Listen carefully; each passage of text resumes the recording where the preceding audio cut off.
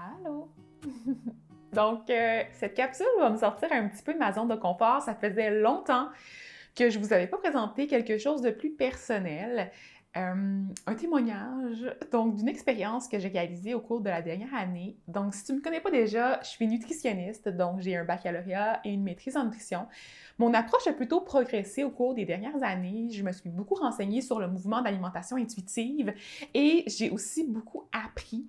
J'ai fait également beaucoup d'analyses de diète au cours des dernières années et j'ai eu un parcours plutôt, c'est ça, assez bossu. Voilà. Du point de vue alimentaire, mais aussi du point de vue de la relation avec mon corps, avec mon poids. Puis, j'en ai parlé dans d'autres vidéos, là, tu sais, au niveau du... je vous dirais plus au niveau du baccalauréat, que j'ai une relation plus malsaine avec mon corps, mon poids et mon alimentation. Puis par la suite, j'ai commencé à essayer d'être un peu plus...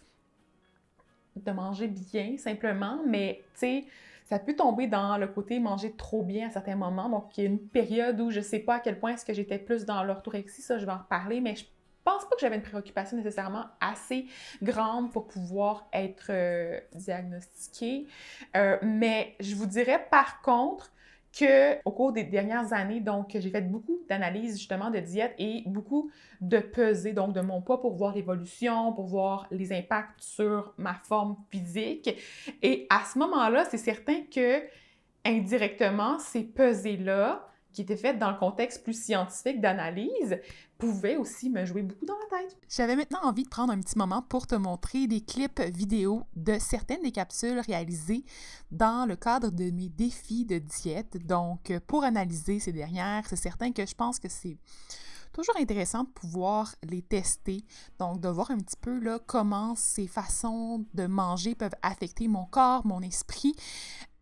Par contre, là, comme sur l'exemple que tu peux voir sur les images, c'était la diète cétogène, donc une alimentation qui est vraiment très, très restrictive, qui demande beaucoup, beaucoup de calculs. Et j'ai également mesuré mon poids en cours de route. C'était la même chose là, pour cette capsule-ci dans laquelle j'ai testé le crudivorisme en me fiant sur une influenceuse populaire, là, donc qui présentait une vidéo. Donc, j'ai vraiment calqué son alimentation et j'ai essayé de voir comment mon corps allait réagir. Et tu pourras également voir à travers la capsule là, que mon corps a réagi d'une manière abominable. J'ai eu des migraines, j'ai vraiment pas eu beaucoup d'énergie dans la journée, c'était vraiment pas très agréable. Et c'était la même chose là, avec la diète Beachbody, là, ça dépend vraiment de chacun, mais dans mon contexte, j'ai vraiment pas vécu ça d'une manière très positive. C'était restrictif. Je me suis aussi pesée là, à plusieurs moments pour évaluer les impacts de cette restriction-là sur mon corps. J'ai utilisé des poudres de protéines aussi là, à travers le plan de match. Et je dois dire que les conséquences de ces tests-là ont probablement affecté mon corps et mon esprit pour les mois et les années à venir. Je te laisse aussi sur ce clip qui se trouve dans une de mes séries d'analyses pour le jeûne intermittent. Ça a été assez pénible, merci. J'ai réussi à traverser ça, mais sérieusement, j'avais tellement hâte de revenir à mon alimentation normale. J'ai également fait une vidéo dans laquelle je prenais mon poids à différents moments pour vous montrer les fluctuations de celui-ci à travers une journée.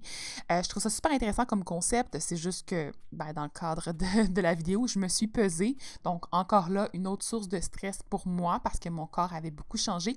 Et j'ai également fait une petite série dans laquelle je testais le défi de faire des squats à chaque jour. Donc une série de 100 squats. J'évaluais également les changements du point de vue de mes mensurations, donc à l'aide d'un ruban là, pour pouvoir voir les circonférences, par exemple, des cuisses ou des fesses.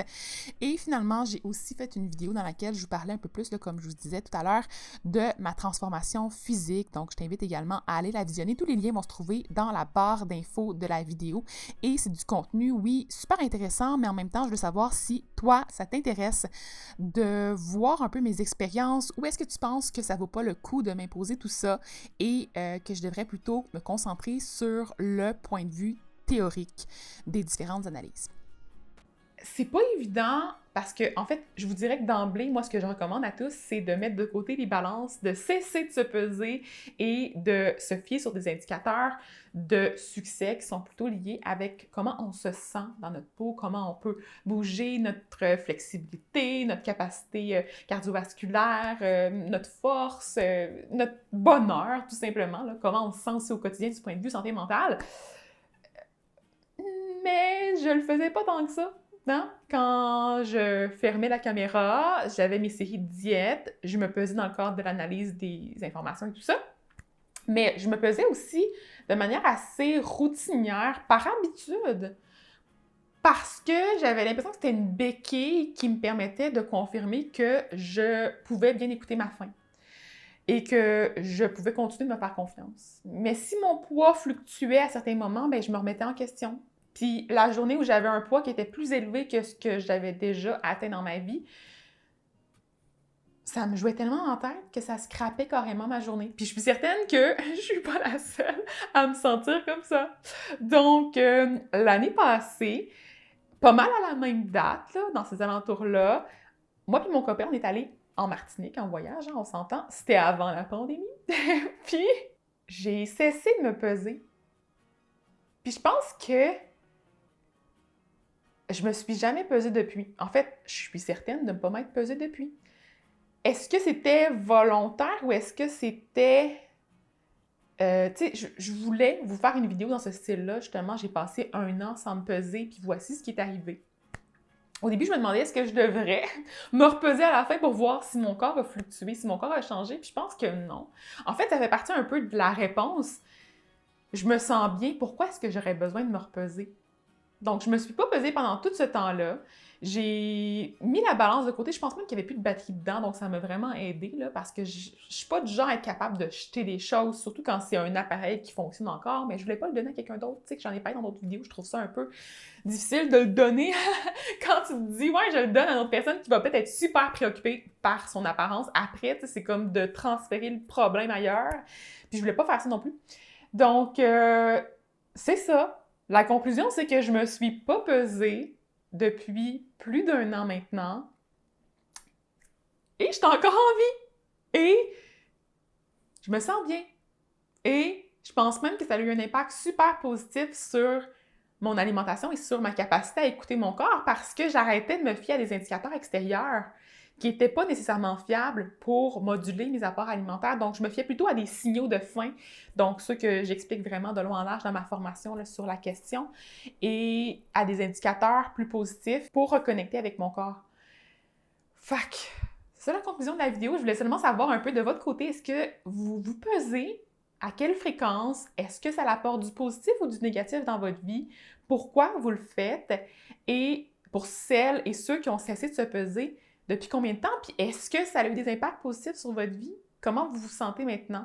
Donc, quelles sont vos ressources également pour pouvoir bien être encadré, mais positivement dans votre vie du côté intuitif, alimentation bienveillante? Donc, partagez-moi tous vos trucs en bas, puis j'ai hâte de pouvoir en discuter avec vous. Donc, sur ce, je vous laisse aller vaquer à vos occupations. Un gros merci pour votre écoute.